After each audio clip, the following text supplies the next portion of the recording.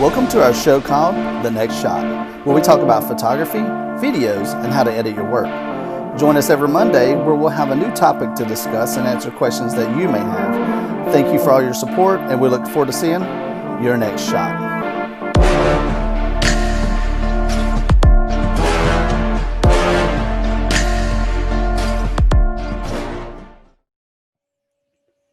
Welcome back, everybody, to another episode of The Next Shot, where I'm joined with my co-host, Luke Lukasic, photographer from Georgia. How's it going, Luke? Hey, how's it going, Roger? It's going great over here. Good, good. I know the weather's kind of crazy up here. It's rainy right now. So yeah, same here, same here. It's supposed to get worse by Saturday because of that storm. Gotcha. So it's been quiet the past couple weeks. So we're going to do the product photography. I think neither one of us had a 100% chance to dig into that. So this episode, what we're going to do, Luke, is I put together a few images on a slideshow that we're going to go through and discuss some of those. Is that okay with you? Yeah, definitely. Good deal. And then, of course, we'll get back into product photography once we have a little bit more time on our hands. So let's jump right into the slideshow.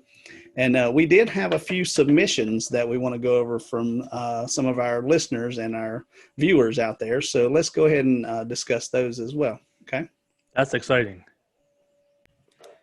All right, Luke. So here's our slideshow. So we're going to jump right into our first submission, which is by Jonathan.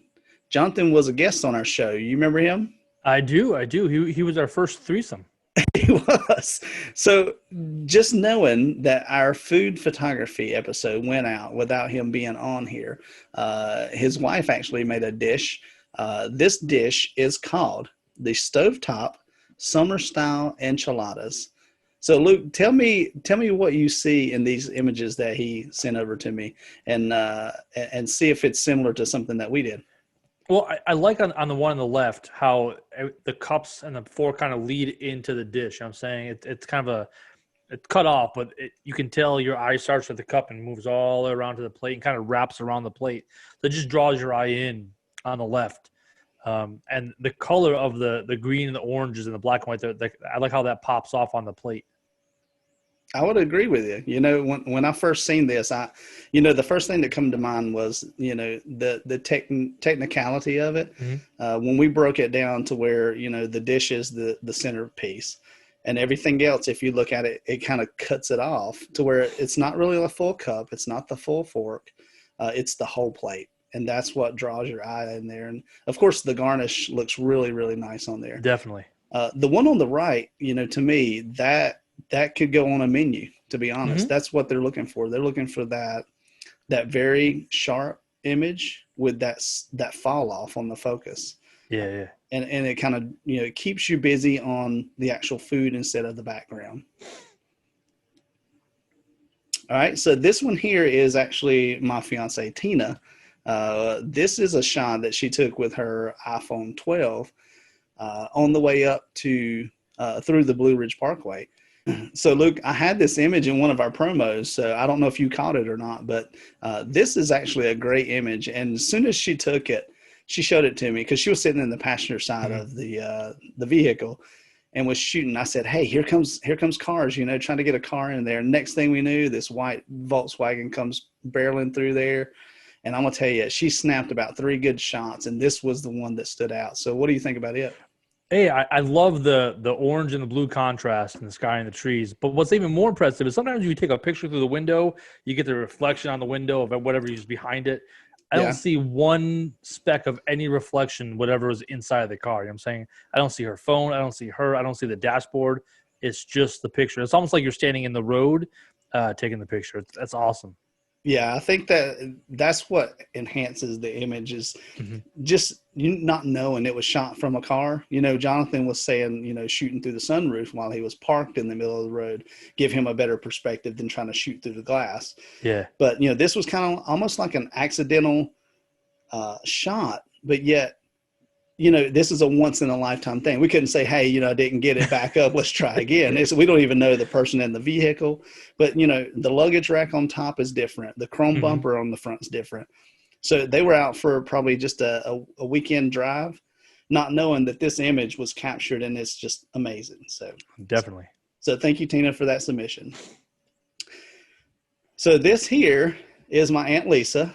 So she has been a huge fan of our show ever since we've started doing this. She is what we'll call a cell phone photographer. She loves her cell phone. It's with her all the time, and she loves her spider. So, the Coke on the left, of course, is an attempt at the focus of, what was in front of her. She said she was going to play around with the depth of field, the focus, kind of what we've been teaching in some of our episodes. And so give me a little bit of feedback of how she's doing, Luke. Well, I like how obviously the Coke is the focus, but it's tucked away in the back. You know what I'm saying? It's you're focused more on what Coke wants you to focus on, the bubbles. You know what I'm saying? The thirst quenching drink in the cup. You know what I'm saying? Exactly. I like that one. So it's subtle. You know what I'm saying? Even the Coke can behind the glass, that it's a Coke can. You know what I'm saying? But you don't know because you can't see it, but Exactly. I like that one. So on the spider, like I say, this is her friend, she says. It's out there every day, and she tries to get pictures of it the best she can. And, keep in mind, these are really soft edits, if even any. She sent those to me through Messenger, and I told her, hey, if you didn't mind me throwing them on the episode, we'll actually give you a shout out for at least attempting to do some of the things that we're asking you to do, try out some of the apps on your camera, and both of them, if you look at them, have great depth of field. That means the focus was what we're trying to teach people, focus on the subject, look out for your backgrounds, and just make it interesting, Friend or not, I'm not sure I would get close to that guy. No.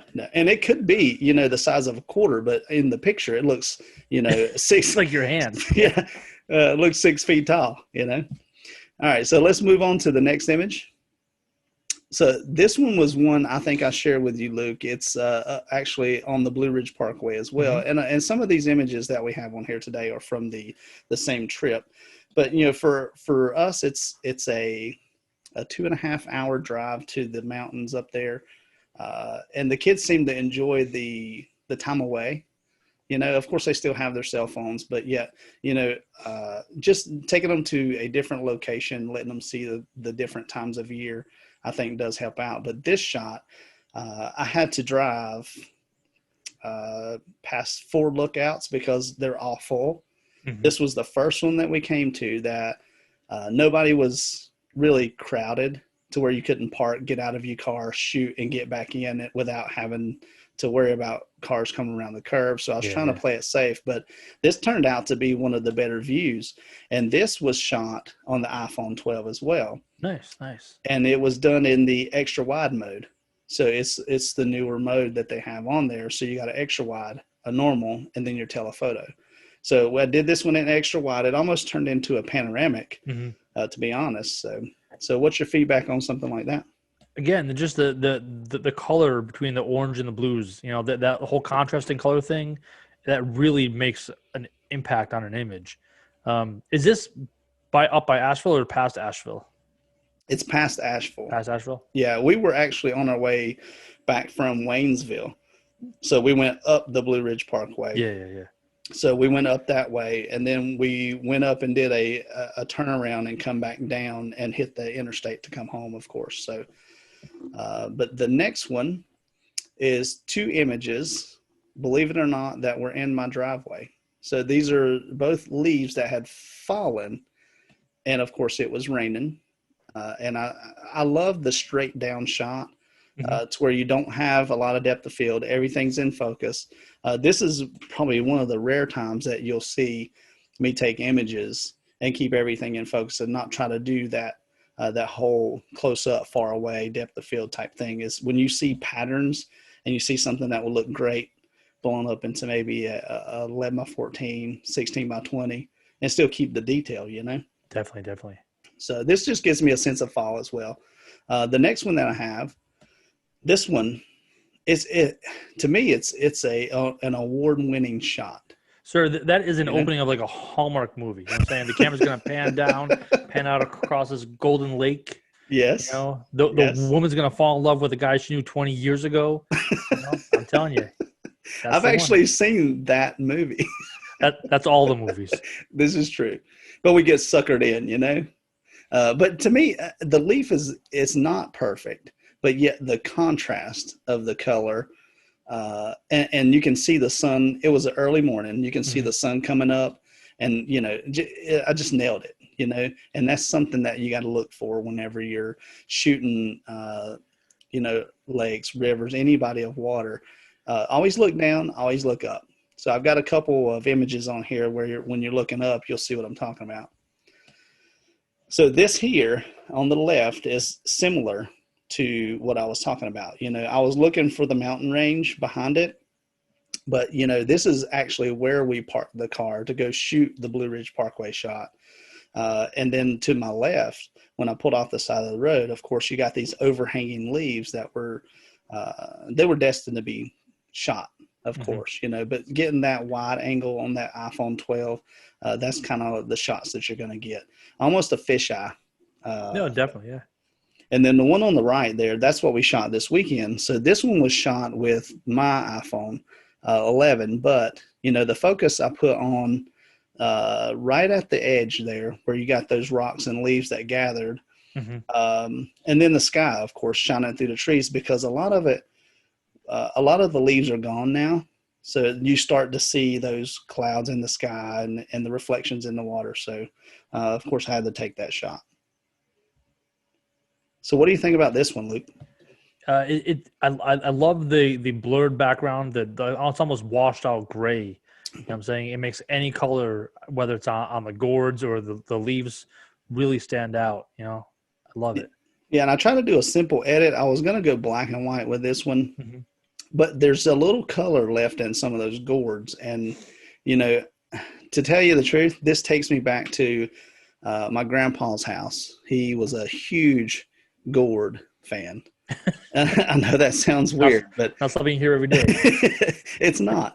But I just remember this takes me back to the times we would go visit him, and he would always brag on his gorge. And there's birds that live in those things, and I'm gonna tell you, man, there's something cool about it. It's nostalgic for me. But like I said, the trees in the background, most of those leaves are gone. Anything on the mountain, the wind's probably blown all the leaves away. But getting that contrast between gourds being in focus with a little bit of color, and then getting that depth of field with the, like you say, almost a black and white in the background, I thought was pretty cool. It is. So this one here, Luke, I think you like this one, right? I love that one. So this was at the same location as the gourds, but again, guys, if you're out shooting and you've got your camera, you got your phone, and you see something that really appeals to your eye. I mean, I lined this shot up perfectly to where the limb was almost coming straight down the middle, and then it almost like forks a road. It's almost like a map of limbs, if you will. And it has the colors on there. The sun's actually in front of me instead of behind me. So as the sun's up top in front, you get that golden glow on the leaves. So to me, I mean, I think this is a great shot. It is. If you look in kind of in the background to the right, where it's almost black and green and gray, but there's a little bit of red. It almost looks like the background's on fire in spots. You know what I'm saying? This is true. Yeah. It's definitely an interesting. It's also hazy, so it looks like smoky. It twists your mind. You know what I'm saying? It's good. It really does. I like it. Love it. Thank you. This was one that I took with the Sony a6000, and it does kind of give you a little bit of bokeh in the background when you use the zoom on it. So I kind of like shooting shots like this. This is stuff you can't really get with the iPhone, unless you have a telephoto lens attached to it, because this was probably 40 yards away. So being able to zoom in and blur that background out, get that color, I think turned out really good. So these two here, totally different days, of course, but the clouds look similar. The one on the left, the same location that we were in. I'll try to put a link in that location. I did shoot a couple pictures that I don't want to mess up the location, as far as the name goes. But we were somewhere near, I think it was Cataloochee Valley up there on the other side of Asheville, near Cherokee. I think that's where we were. So, what's cool, if you notice the left-hand side there, the horseshoe hinges. Do you see that?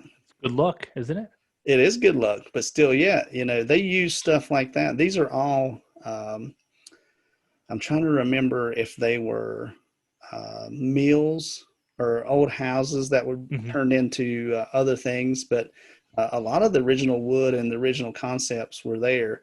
Some of the old machinery that they used to grind up stuff, I think it was like cornmeal and stuff like that was still there. But the one on the right is kind of just like a large landscape. Wasn't quite panoramic, but the clouds and the hay bales kind of just caught my eye that day. So I'll say the picture on the right. You could almost take that sky image of the clouds and a little bit of sky there, and put it in one of those sky replacement things that would yeah, fit into. You know what I'm saying? It almost looks like it could fit into any other picture. that's true. That's true. All right. Next one we have here. I know you're a huge fan of black and white, I so give me am. a little feedback on this. The black and white or not, but I love how the vines. You just kind of follow the vines with your eyes. You twist around and turn. It really takes you through the entire picture. You know, I that and like driftwood. Oh, I love driftwood, man. Yeah, It's just I love the fact that it's black and white is even better. that's true. I actually shot one in color and I shot one in black and white. So this was actually naturally shot black and white. And I told you before, never shoot anything in black and white. Always shoot it Mm-hmm. in color, convert it later. But sometimes you want the instant gratification. And on the Sony, it doesn't have a black and white option. You shoot either color or black and white. You know what I'm saying? Mm-hmm. As far as conversion inside camera. So, but I like the shot, and it's almost like it's busy on the top left and then not on the top right or the Yeah, bottom yeah, right. yeah. Kind of just like it's coming from that direction. You can kind of tell where it fades off. Just But fades away. Yeah, yeah. and the one thing, to my knowledge, you can't tell how old some of these vines are. So I mean, there's no telling how old something like that's or how long it's been there. Mm-hmm. All right. So what do you think about heavy equipment, Luke? I love the just the contrasting colors. You know what I'm saying? Yeah. That really makes an image. That blue, and that bright orange. I'm telling you, I love that color pop. And I do go overboard with some of my edits, but here's the thing to me is that raw images are really flat, in my opinion. And that's good. You want to capture detail. You want to Mm-hmm. get that snapshot. Like I told everybody before is, this was on I want to say it's a Sunday drive. We may have been going to go show a house for real estate. I look over to the left and it's parked. Like they're doing grading, but nobody's there. It's like, hey, we're just going to leave it here until Monday. So I get out of I pull over on the side of the road. I still am that guy. I pull over on the side of the road. I line this shot up to where I get a little bit more balance on how I leveled the ground, because trust me, it was going uphill. Mm-hmm. The clouds were kind of cool, and I was just making sure I had plenty of contrast in the image. So, but just being able to snap like 4 pictures of this different, I put it to the left, I put it to the right, I centered it up, and this was the one that I actually liked. And you see a little bit of wear and tear on the paint, on the gears there on the bottom, the claw. That it shows it's not a brand new piece of equipment though. Definitely love it. Very good.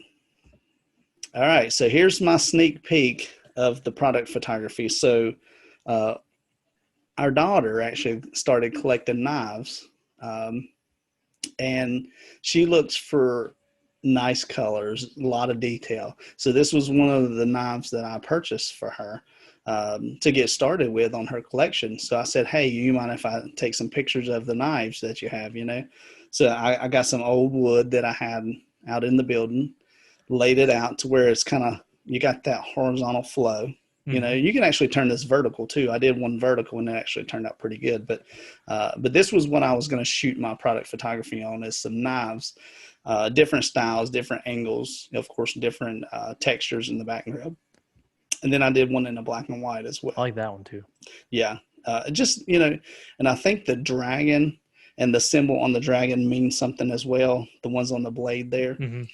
So I'll have to dig that up, and it kind of had a story behind the knife as well when I ordered it. So I thought that was pretty cool. So that is it for the image shares. So overall, like I say, we're picking some images out of the archives, some that we've shot recently. That's what I like for you guys to do. And Luke, I know it was kind of short notice for you to try to dig up some images this week, and I know you've been busy, but let's try to promote people getting out images that they shot 2-3 years ago.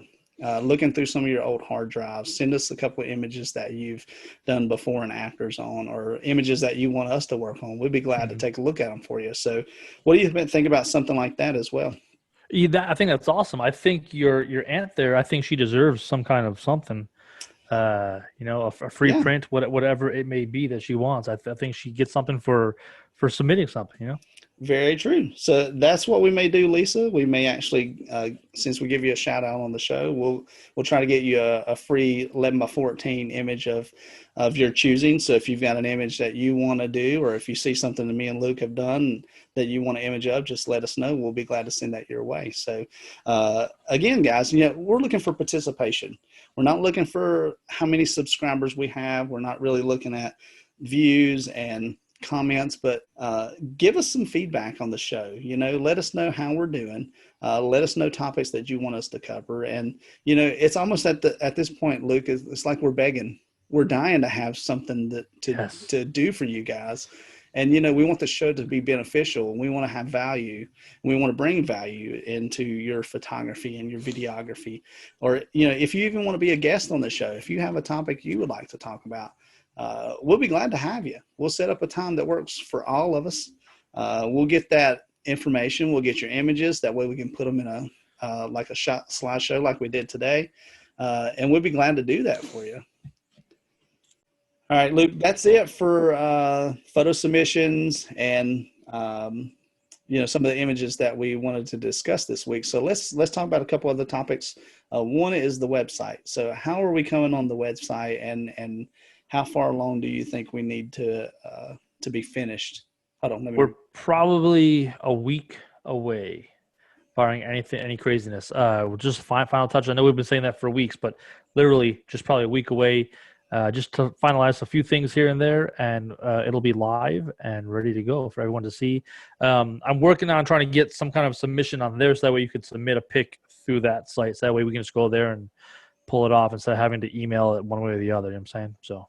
Yeah, that'll definitely be good. And I know you were working on transitioning some of the YouTube videos that we've already done in the past, some of the earlier episodes, and getting those on there where people can go directly from the site. So that's going to be really good for us too. All right, guys. The last thing is just make sure if you want to do photo submissions for the next episode, send those to us through the Facebook Messenger. If you want to do it that way, it's The Next Shot on Facebook. So if you guys have trouble finding it, let us know, and we'll be glad to get that out to you. So just leave us a comment on the YouTube page or on the Facebook page as well. And Luke, I guess that's it for this episode. And you have any closing comments? Any feedback, any love, any hate, anything you guys got for us, participation, whatever it is, it's welcomed, and we'll work with it and see. Hopefully we'll work with you. That's exactly right.